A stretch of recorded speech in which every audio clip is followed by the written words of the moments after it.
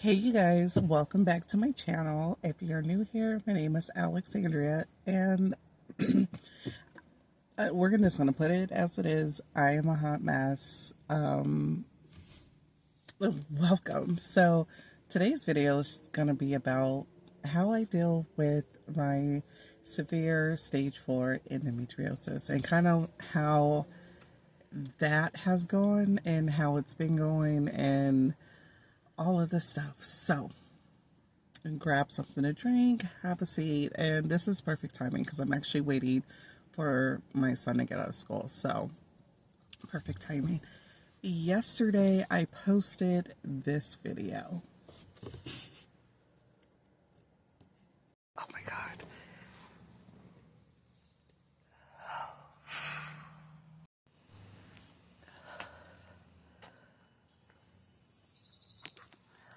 Oh my God. You're such a good son. I know. I so appreciate this. Always.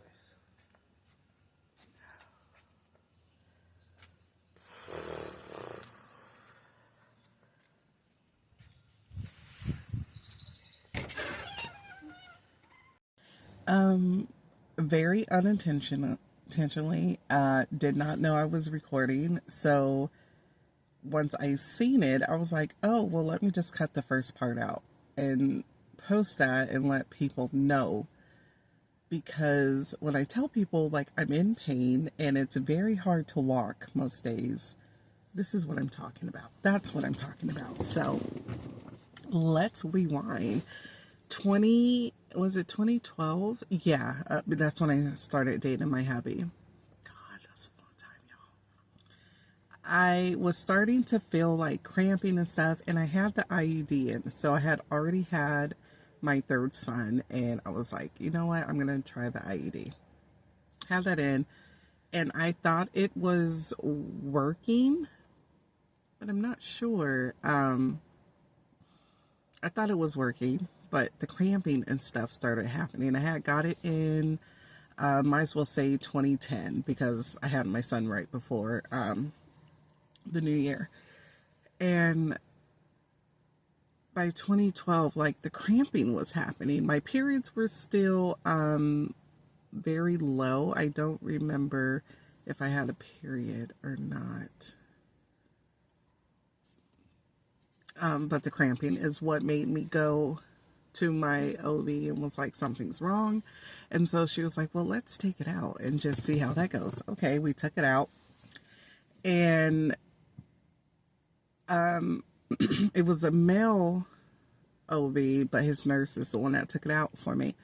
And I remember just like going back a couple months later, was like, no, something's wrong. Like, I'm cramping. And he looked at me and said, that is just part of being a woman. Sir, this is not normal. And no.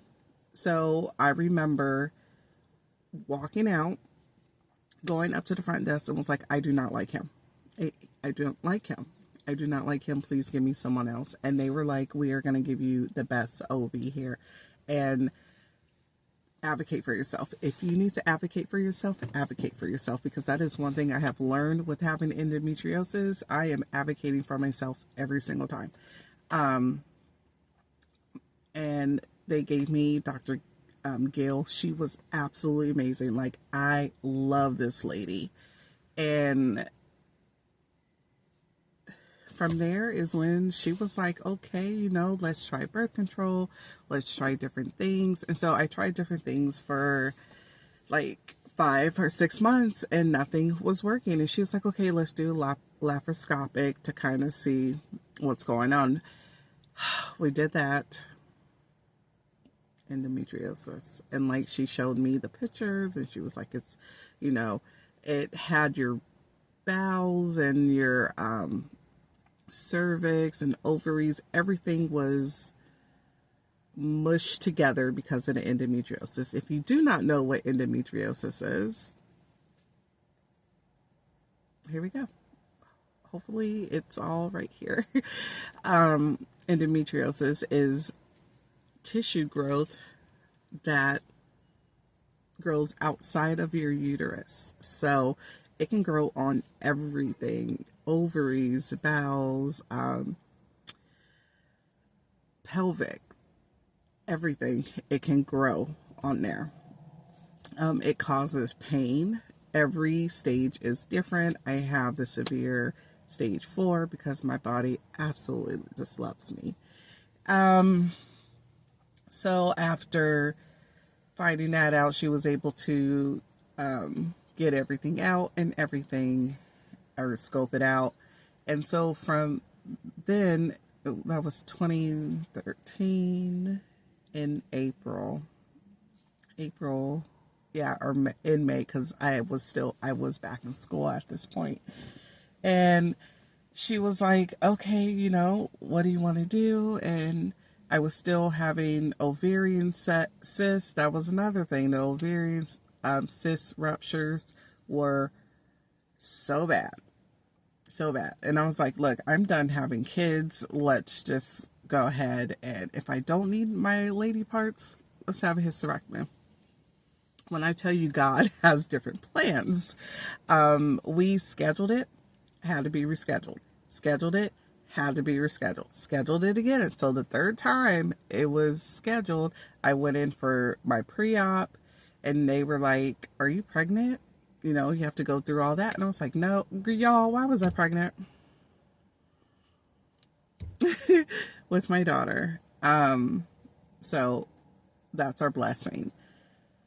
And God was like, here you go. So instead of having the hysterectomy, I had a baby, and I waited till she was a year to have my partial hysterectomy, because they didn't want to throw me into early menopause and everything. She was absolutely amazing.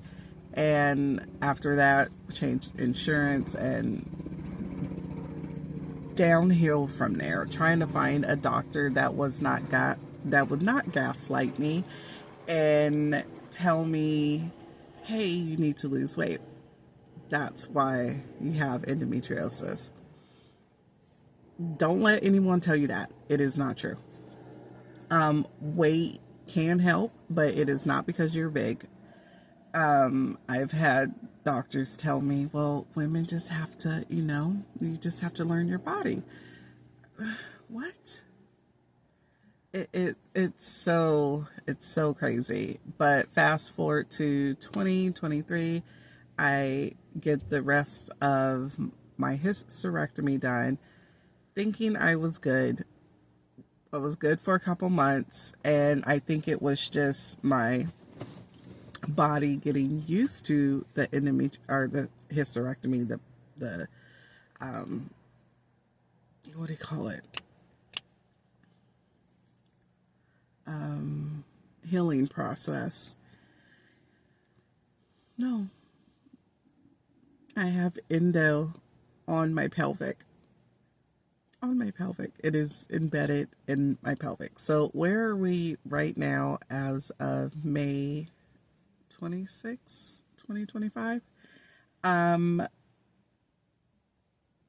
There's days I can't walk. If I have a bowel movement, it instantly flares up, and because it was on my bowels. Yep. When I sneeze, it feels like someone has gotten a hammer and hits my pelvic, and it shatters. That's what happens when I sneeze. It's so frustrating. Intercourse is actually something, y'all, I will take it for the team, because during and after, I am curled up crying, like literally tears. It's frustrating because I'm a mom, I have to take care of my kids, and I'm living with chronic pain. It's not fun. But I have a very, very, very, very, very good support circle. My husband, my kids, my friends. My doctor she's absolutely amazing. I will be going to her to get another exam done, and then going to my endosurgeons who did the rest of my hysterectomy in 2023, and they want to do two surgeries in one, so which is why we're doing the exam. We're going to be doing the shaving of my pelvic, and then I will be getting a trigger point injection vaginally. I'm here for it. Anything to give me pain. Everyone is different, so my experience is probably different from others. I deal with this pain every single day. I wake up in pain every single day. On a scale, I base it off on a scale of 1 to 10. I wake up at like a 5. Pretty much 90% of the time. That other 10% when I wake up and I'm already at like a 8, 9, 10, those are the bad days. I am on Lupron to help because they want to see if there's a difference from before hysterectomy and after hysterectomy. There is a difference. I am feeling better, but honey, let me tell you, it's taking some pain away. I do take some Volta for pain. I don't take any pain pills. I'm a daughter of an addict. If I need pain pills, I will go to the emergency room and get some kind of relief. I do take garden gummies to help with the pain, especially after doing school pickups, because even sitting down for a period of time, it hurts. Walking, y'all, I don't have my smartwatch on today because I'm actually not doing any walking. People get excited when they get like 10,000 steps. I'm like, yes, I got 2,000 steps today. That's life. So that's my journey with endometriosis. If you have any questions, feel free to ask down below in the comments. It's a journey, emotionally, mentally, physically, especially physically, because I love to get on my stationary bike. I love doing my Pilates reformer.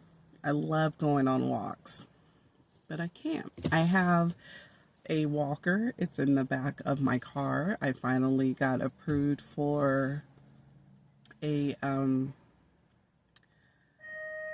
handicap plaque because endometriosis isn't considered a disease and stuff yet for them to get it, or it wasn't when I applied before, but it is now. So I got a handicap plaque, and it is absolutely amazing. So yeah, I just want to share my endometriosis journey, and it's still going, but I'm alive. It could be worse, and I know God has me, and that's what it is. So I smile instead of crying sometimes, but let me tell you, prayer and tears get me throughout my day. Get me throughout my day, and I've learned to listen to my body. If I can't do anything, I'm not going to do it. If I can't go anywhere, I'm not going to go anywhere. I just canceled a week cruise because the traveling, and then God, just thinking about it right now and hurting. So yeah, if you have any questions, like I said, feel free to ask. If you know someone who has endometriosis, give them grace. Give them grace. If they can't cook dinner or if they can't clean, understand that they cannot. Make sure you like, comment, and subscribe for more endometriosis content. I want to do more behind the scenes of endometriosis so you guys can kind of get a feel of it. So, bye. Thank you for watching.